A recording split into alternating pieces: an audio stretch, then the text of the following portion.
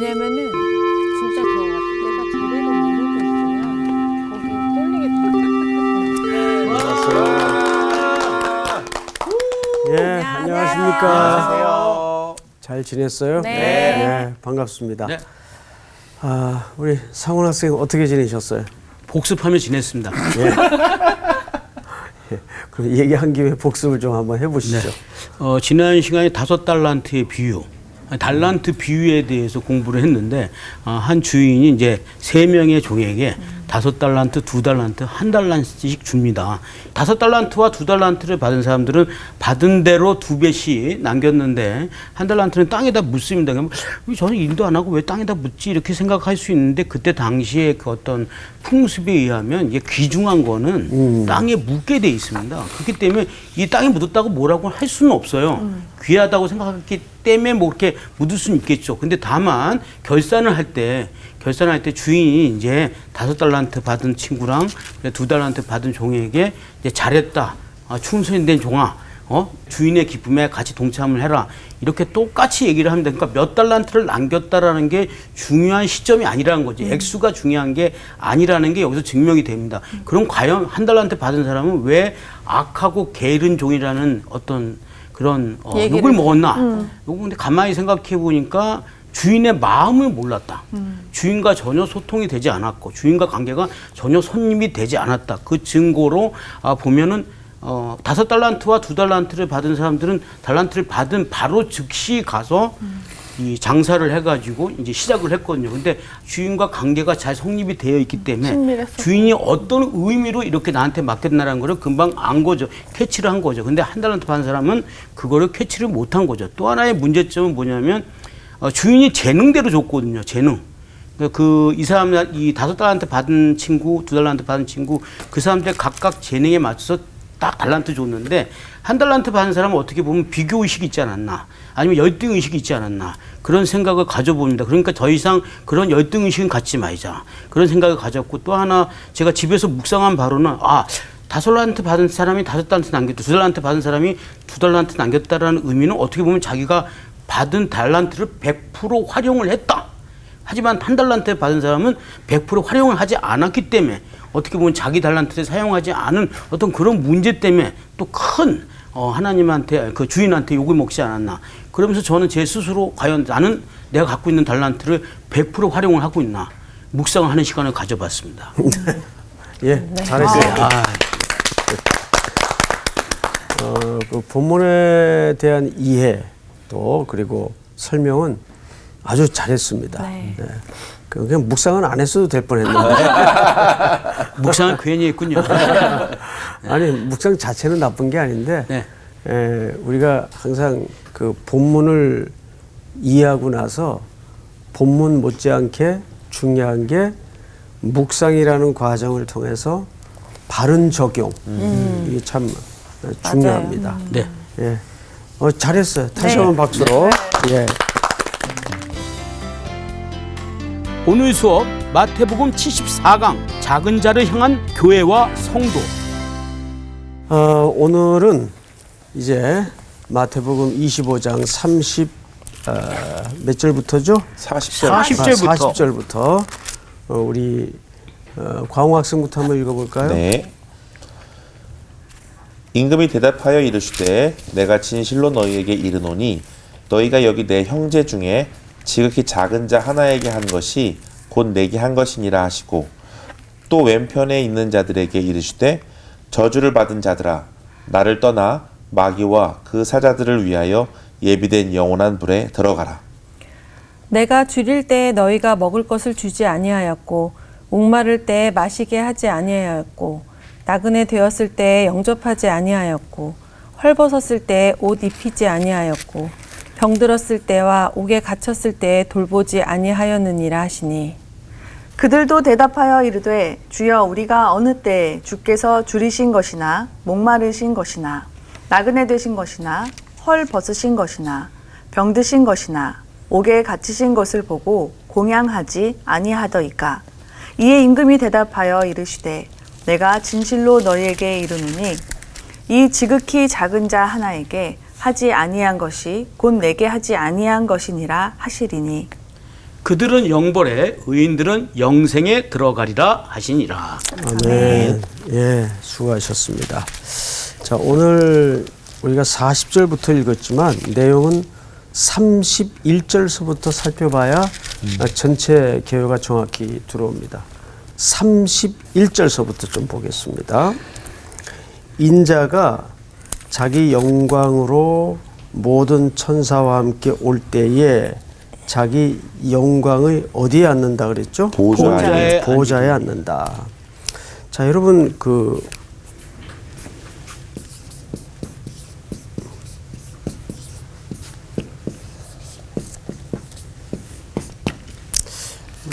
영광, 보좌 뭐 하나 이렇게 탁 연결돼서 생각되는 이미지 단어 하나만 누가 얘기해 보세요.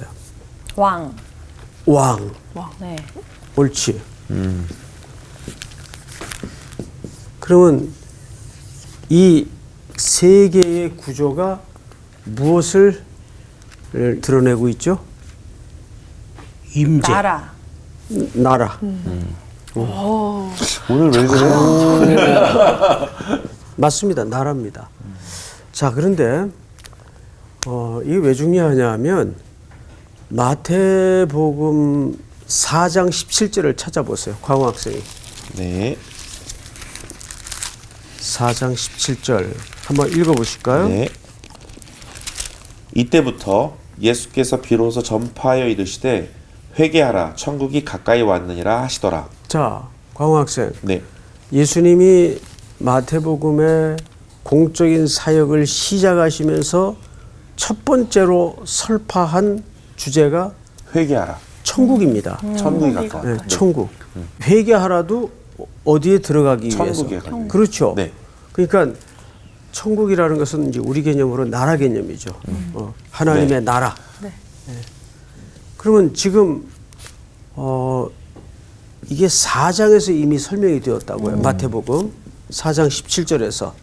그렇죠? 네. 근데 지금 마태복음 25장 끝 무렵에 그 이미지에 해당하는 내용이 다시 나와요. 마무리 차원에서. 네.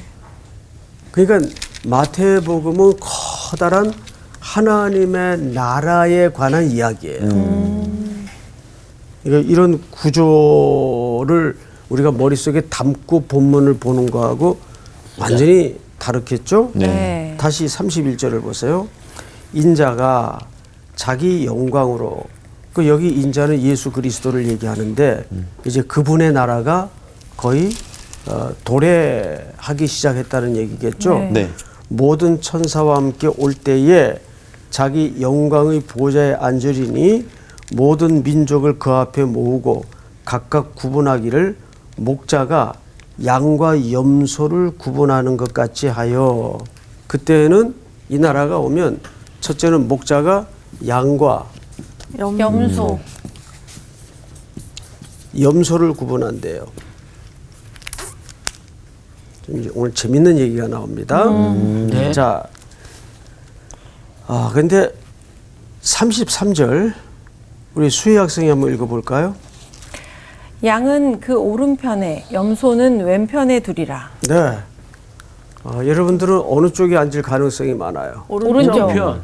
오른편. 그러면 이쪽이겠네요. 예, 오른편. 제가 아주 자주 오른편은 누가 앉는 자리라 그랬어요. 예수님. 그렇죠. 근데 예수님이 앉으시는 위치이면서 동시에 누구도 앉죠? 우리도 앉아요. 그런데 그 자리는 왜 앉는 자리예요? 상속자. 우리의 머리 대신 예수. 그렇죠. 상속자. 상속자. 아니 그 표현도 맞아요. 네네. 이 오른편은 상속자를 위해서 마련된 자리예요. 그러니까 지금 예수님이 그 오른편에 앉아 계시죠? 네. 네. 하나님의 나라의 유업을 이을 상속자로서 앉아 계세요. 근데 거기에 누가 지금 연결돼 있어요? 우리죠. 네. 그리스도의 몸인 교회가 연결돼 있단 말이에요. 그럼 우리도 뭘 같이 누릴 겁니까? 상속. 유업과 상속을 같이 누릴 거예요. 거기에 앉는 자리니까 양과 염소의 구분은 어마어마한 중요한 구분이 됩니다. 네. 자, 그런데 그때에 임금이 그 오른편에 있는 자들에게 이르시되 내 아버지께 뭘 받을 자들이요? 복 받을 받을 자들. 자들이요. 복 받을 그랬으니까 이 말은 미래입니까? 완료입니까? 복 받으니까 미래. 미래죠. 미래형으로 써 있어요. 뭐 고민하세요. 미래잖아요. 네. 복 받을 거니까. 네. 그런데 여기에는 시제가 미래 완료형입니다. 미래 완료이라는 시제에 대해 설명해 보세요. 미래에 일어날 일이지만 벌써 이게 일어난 일이라는 거죠. 그렇죠. 네. 예, 이미 그리스도의 성취와 약속을 통해서 네. 십자가에서 완성된 복. 그러니까 복 받을 자들이요. 근데 왜 여기 미래로 썼냐 하면 미래 시제에 완성될 것이기 때문에 네. 복 받을 자들이요 나와 창세로부터 너희를 위하여 예비된 나라를 여기 정확히 뭐라 그러죠? 상속을 받으라 그래요. 상속. 자, 그런데 우선 양과 염소의 이야기를 좀 합시다. 무슨 차이가 털이 있고 없나? 재물은 좀 억울한데 약간 지금. 웃을 때 바이브레이션이 조금 느낌이 약간 다르지 않나요? 뭔가 재물적인 것도 있을까? 유대인들은 양과 염소를 기를 때 낮에는 섞어서 기릅니다. 뭐 너희는 이쪽으로 가, 너희는 이쪽으로 가 이러질 않고 그냥 들판에다 초목에다가 풀어놓고 섞어서 풀을 뜯게 만들어요. 그러니까 낮에는 구분이 잘 안 되고 구분하지도 않아요. 근데 언제 구분하냐 하면 이 녀석들을 어둠이 내리고 밤이 되면 따로 놔요. 우리를. 왜 그러는지 아세요? 왜요? 아세요? 아니요. 몰라요? 광호 학생 알아요? 잘 때 습성이 좀 다른 걸로 알고 있는데. 오, 맞습니다. 얘네들은 그 학자들이 이제 의견은 분분한데 절대 잠자리를 같이 못 해요. 뭔가 이렇게 생리적으로 안 맞는 뭐가 있는 것 같아요. 예. 그러니까 들판이라는 건 넓은 공간이기 때문에 그저 자기들 풀 먹을 만큼 먹으면서 뜯으면서 돌아다니면 되는데 네. 얘네들이 어둠이 내리고 밤이 되면 반드시 갈라놔야 돼요. 그래서 목자들이 우리를 따로 놓습니다. 양은 양의 우리에, 염소는 염소의 우리에. 자, 그런데 오늘 본문의 구조가 이렇게 돼 있습니다. 그리고 건너뛰어서 41절을 보시면 오늘 우리가 여기서부터 읽었죠? 네. 또 왼편에 있는 자들에게 이르시되 저주를 받은 자들아 나를 떠나 마귀와 그 사자들을 위하여 예비된 영원한 불에 들어가라. 이렇게 돼 있어요. 그러니까 이 왼쪽에 있는 염소과에 속한 부류와 오른쪽에 있는 양의 무리에 속한 부류와의 차이는 어마어마한 차이가 나요. 어마어마하네. 네. 이 어마어마한 정도로도 설명이 네. 모자랄 정도로 네. 완전한 다른 차이가 나요. 그러면 그 차이가 도대체 뭐냐고 말이에요. 그래서 우리는 양과에 속한 사람들의 모습과 평가를 한번 보고 그 평가가 끝나면 염소과에 속한 사람들의 평가를 한번 보면서 어디에 문제가 있었는가를 한번 보십시다. 몇 절을 보시냐면 35절을 예비된 나라를 상속받으라. 내가 줄일 때 너희가 먹을 것을 주었고 목마를 때에 마시게 하였고 나그네 되었을 때 영접하였고 헐 벗었을 때에 옷을 입혔고 병들었을 때에 돌보았고 옥에 갇혔을 때에 와서 보았느니라. 여기 내가는 누구를 지칭하는 걸까요? 예수님? 그렇죠. 예수님이 하신 말씀이니까 예수님이 자기를 지금 지칭하신 거예요. 네. 그러자 이 칭찬을 들은 의인들이 이에 37절 우리 같이 한번 읽읍시다. 시작. 이에 의인들이 대답하여 이르되 주여 우리가 어느 때 주께서 줄이신 것을 보고 음식을 대접하였으며 목마르신 것을 보고 마시게 하였나이까. 계속해서 어느 때 나그네 되신 것을 보고 영접하였으며 헐벗으신 것을 보고 옷 입혔나이까. 마지막으로 39절까지 어느 때 병드신 것이나 옥에 갇히신 것을 보고 가서 배웠나이까 하리니. 자, 양에 대한 평가가 37절서부터 39절까지죠. 네. 자, 그런데 여기 예수님은 자기를 이렇게 대접했다라고 쭉 설명하는데 이 사람들은 이제 우리 그 이제 사투리로 언제예 언제예 이런 반응이에요. 네. 그렇죠? 뜬금이 없다 그 말이에요. 언제요? 전혀 그런 기억이 없는데 자, 과연 이 의인들의 36, 37, 38, 39절에 걸친 이 태도는 핵심적인 거이 수희 학생 뭘까요? 핵심적인 게. 핵심이요? 네, 이 행동에. 그렇죠. 그러니까 보상 없이 해주는. 그러니까 뭔가 보상보다는 뭐라 그럴까. 오른손이 한 일을 왼손이 모른다. 또 광호 학생. 네, 저도 섬기려고 하는 모습을 이렇게 드러내지 않고 하는 느낌. 그냥 행위, 어쨌든 행위에 있는 거잖아요. 네. 이 땅에서의 행위인데 그렇습니다. 궁혈 마지막으로 우리 향기 학생 다시 한 번만. 하고 얘기할 것 같아. 다시 한 번만요. 다시 한 번 더 생각해 보라고요. 깊이. 깊이. 자기가 얘기한 거 이제 잊어버린 것 같아요. 답을 얘기했나 보다. 아까 얘기했나 보다.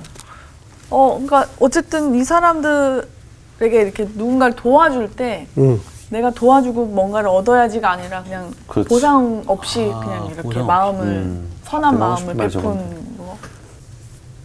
잘 말씀하셨는데 그런 마음이 어떻게 생기는 거죠?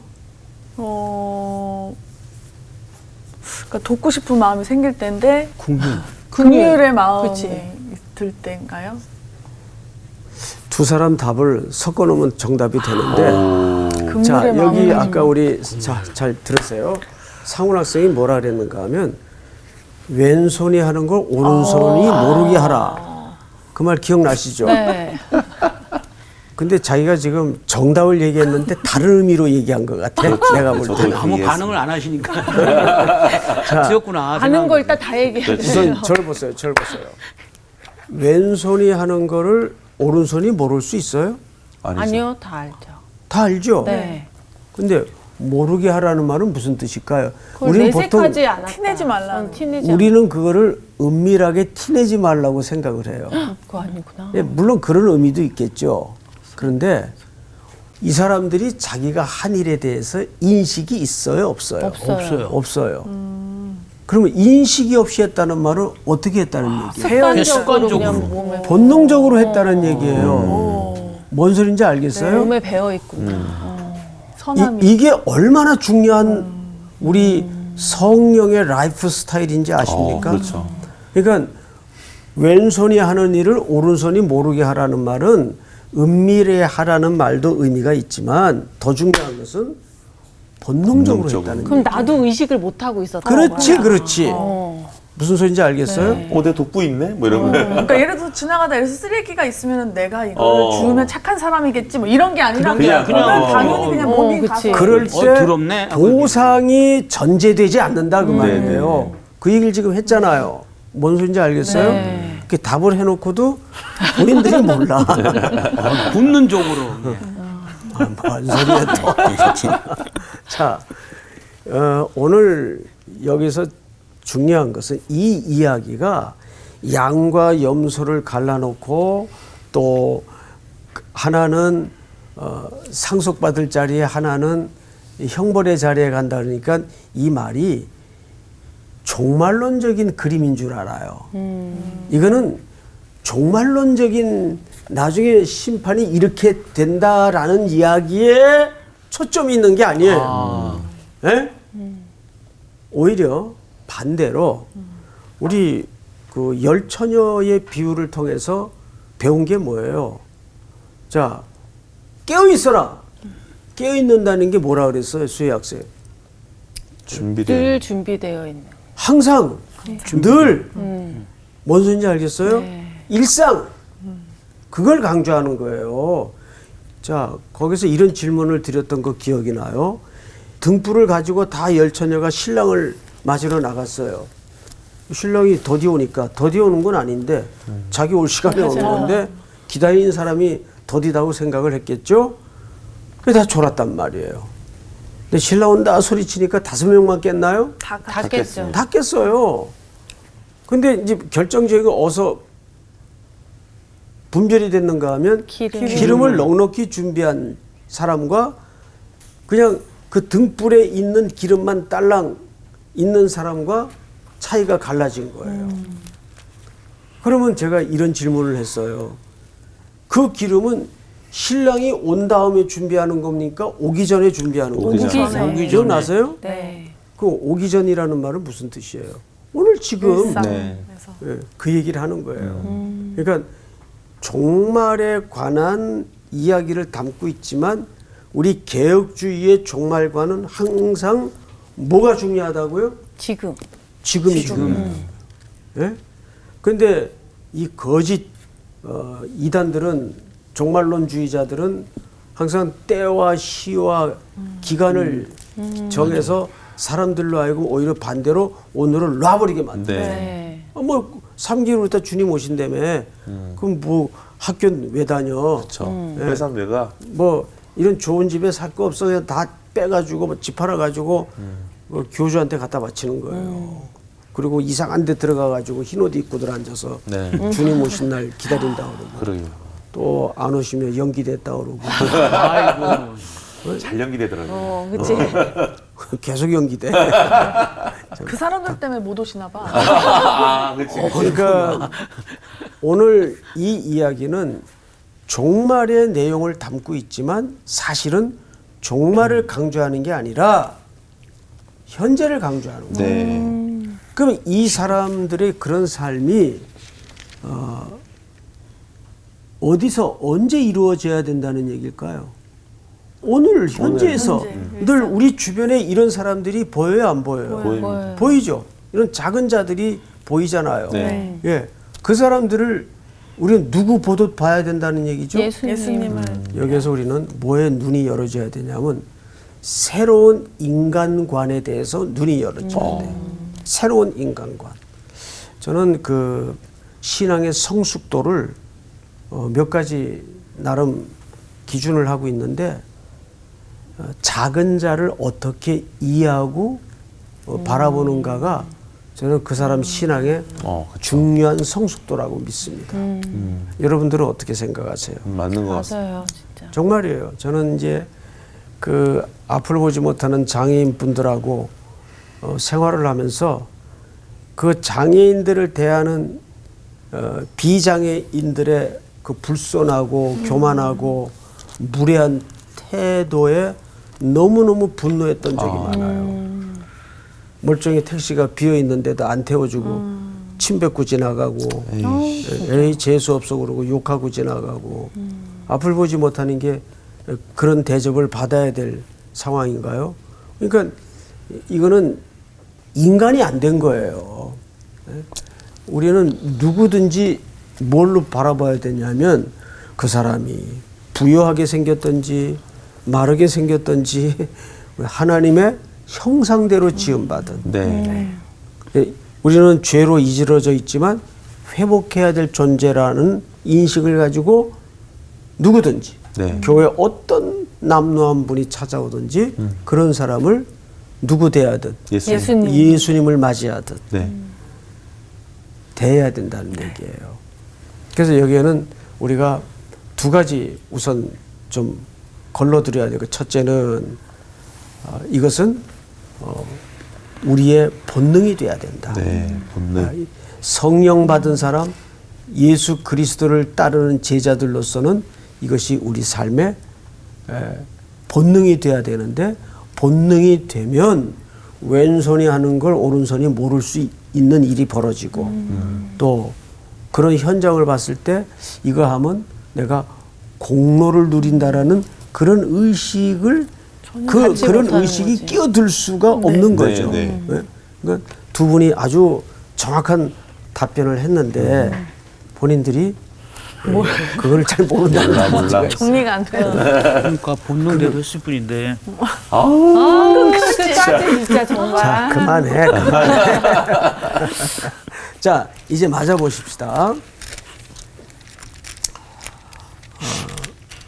39절 어느 때에 병드신 것이나 옥에 갇힌 것을 보고 가서 배웠나이까 하리니.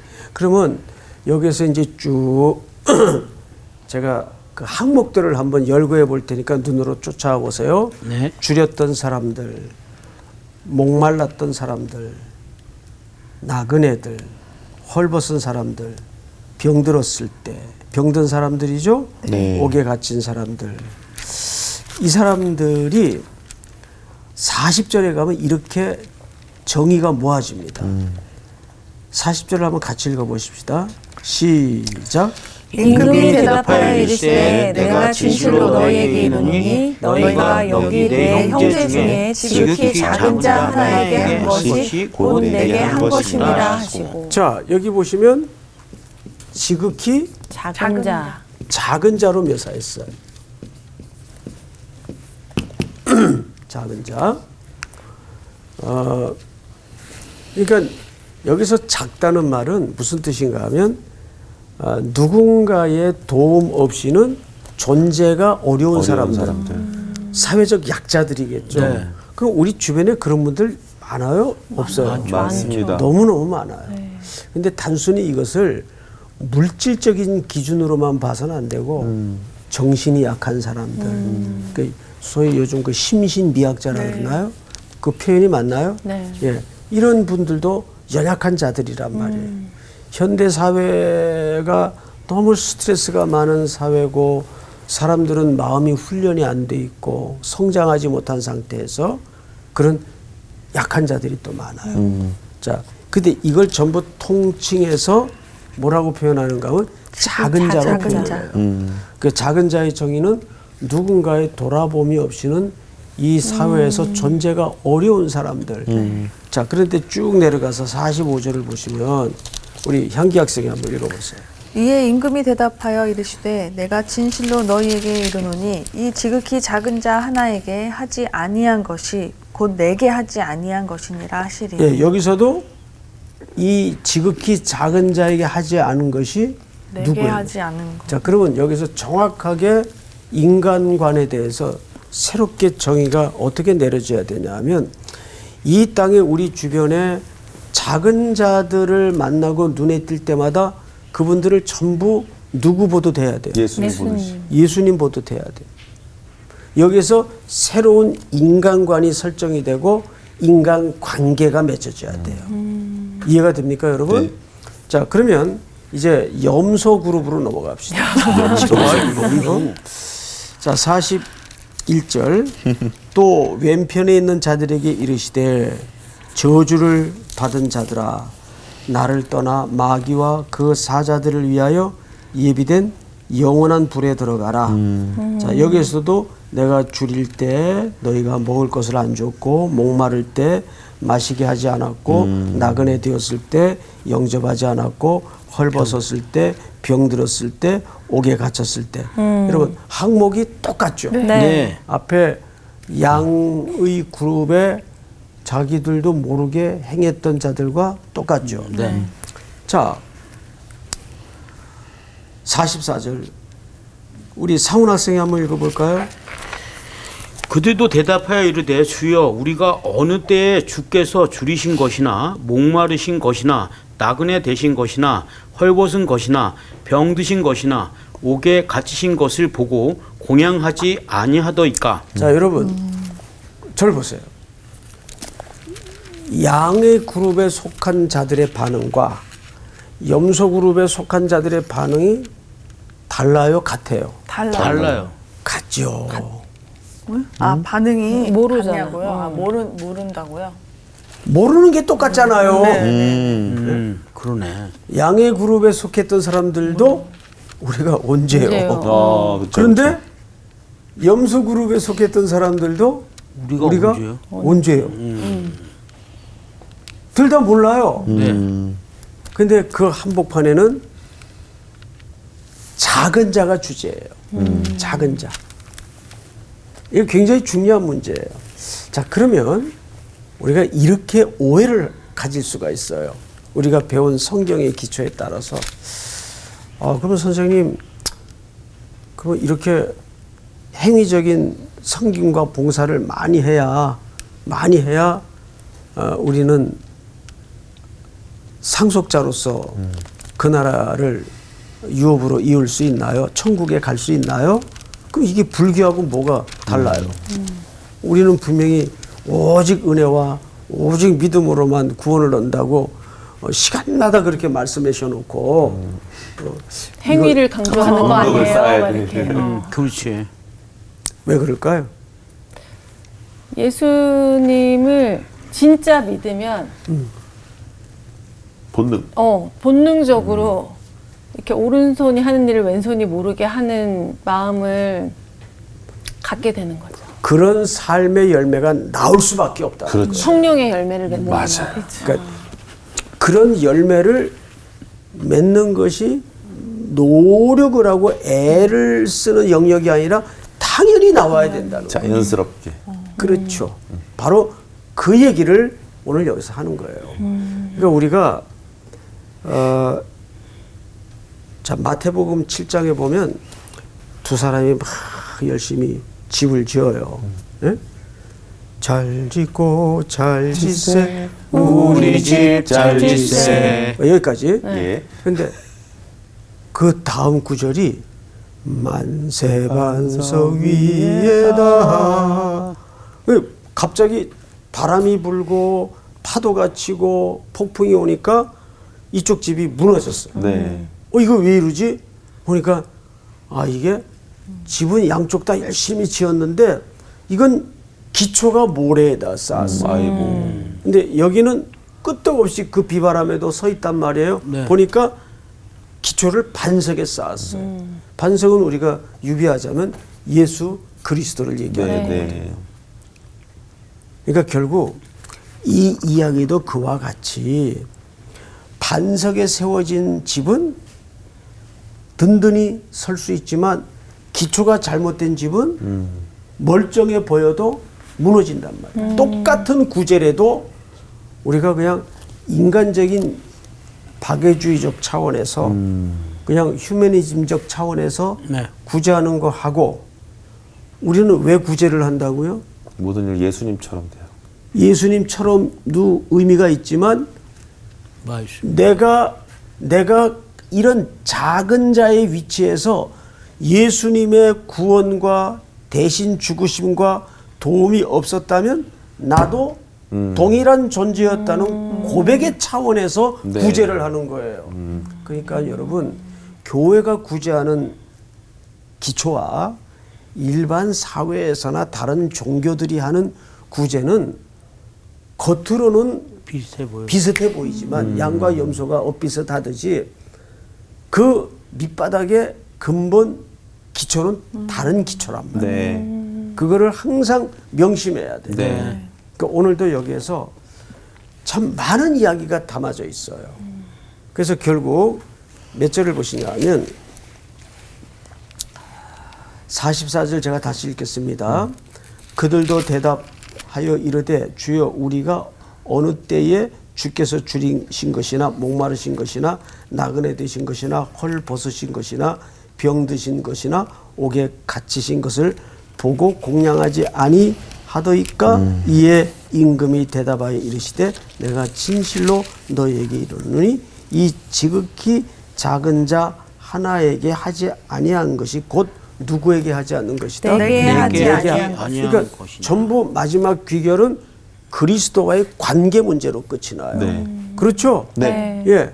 그러니까 항상 반석의 인생을 기초하면 거기에 열매가 진정한 열매가 되고 아무리 비슷하게 쌓았어도 똑같이 쌓았어도 모래에 기초한 인생은 누구와 상관이 없는 거죠? 예수님과 그리스도와 상관이 없는 거예요.